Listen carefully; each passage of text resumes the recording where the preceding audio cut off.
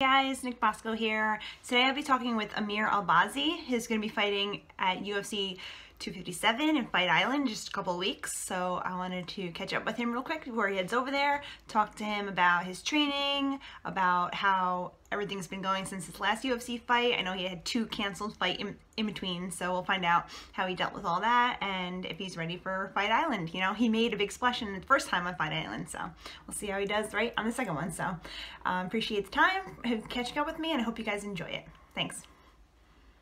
Well, nice to see you. I'm glad you had some time to come on here and chat with me before your fight. Just a couple weeks out, so how are you feeling? Yeah. It's I had a couple of camps already with canceled fights, and my opponent not making it last time. So I feel good for this one. I feel more than ready. I wanted to ask you about that. You know, I spoke to you after your first fight in, I think, was it August or over the summer, and you said that you wanted to be more active, but then you had 2 fights canceled. Like, how did that go about, and how did you feel with, like, the frustration and everything that comes with that? Yeah, it's been a bit dramas, forward and back, especially the last one with me flying all over to Las Vegas, but my opponent couldn't get a visa to get in the country, so the fight ended up not happening. But to be honest, I train every day. For me, it's not so much being in camp and off camp. I'm always in training. I'm always preparing. So it was just a bit more time to get prepared for this fight, and that's why I'm feeling more than ready now. I mean, the first fight that was canceled, you had to get a whole new opponent, so you must have had to start over from scratch. Like, at least this time it's the same guy, so you just kind of like just continued on having like extra long training camp. Is that basically what it was? Yeah, exactly. That's exactly what happened, basically. Yeah. And how do you feel about going back to Fight Island? Better than Vegas? Yeah. So no, I prefer actually Fight Island over Vegas. I feel like it's more home for me. My last fights have all been in the Middle East, and myself coming from Iraq and fighting in the Middle East, I just feel like home basically. And how do you feel now going into your second UFC fight? Did you have any like nerves before your first one, and then you feel more comfortable now that you kind of like know what's going to be happening? I thought I'm gonna have a lot more nerves for my debut, but to be honest, I felt like home. You could see it in the way I fought. I felt very relaxed. I felt like home. So maybe it's the UFC affects me just in a different way. I actually felt more calm in the UFC than my other fights. So I don't know. This one's gonna be interesting. I don't feel really like it's all like you always get fight nerves, but I feel pretty confident in what I can do to people, so I'm not too stressed up. And I know you're probably not looking past this fight, but do you have any idea of like what the next year wants like to look like for you? Like how many fights you want to have, or how much more often? As many as possible. As many as possible to take me to the top. I want like high top 10 names, names that mean something for me to beat. And after a couple of those, I'm looking to get that title.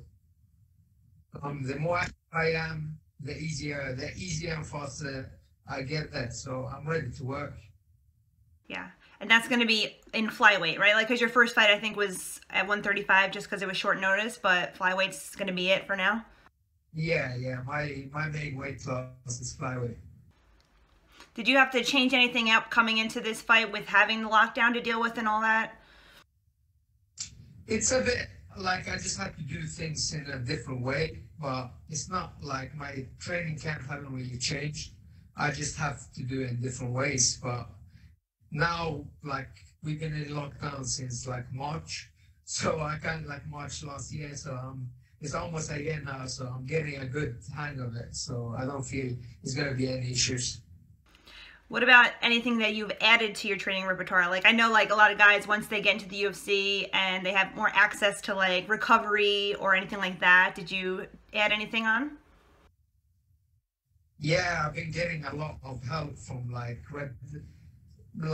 I use red light therapy, Compex from UK have been helping me with different tennis machines.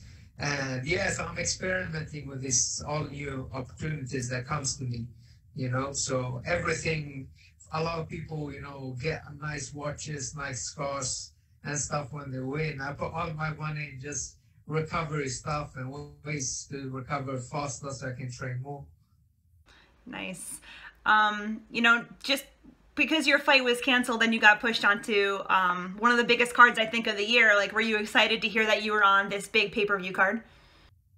Yeah, definitely helped me ease off I felt a bit gutted after last time going all the way to, Las Vegas and hearing that my fight wouldn't happen. So when I heard about, this card, that's why, like, I know Zumagulov won't escape this one, I'm going there, the show for McGregor, Poirier, everyone. I'm just going to look to, perform in such a dominant fact that everyone after the show is going to know who I am.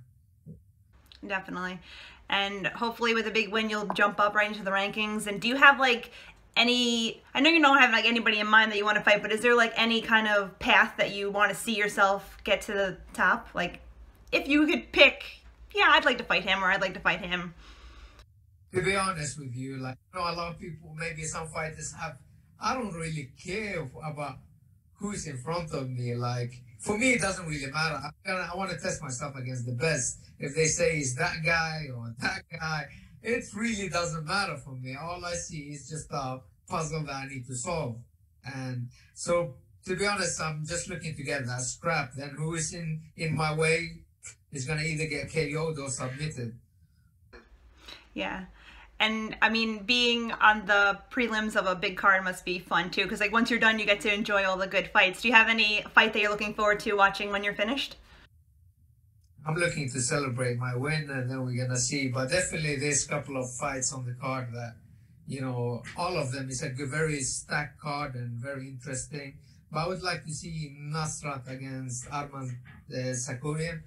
I want really both great fighters, and the result's going to be, looking forward to see what's going to happen in this fight. I think it's going to be a lot of fireworks.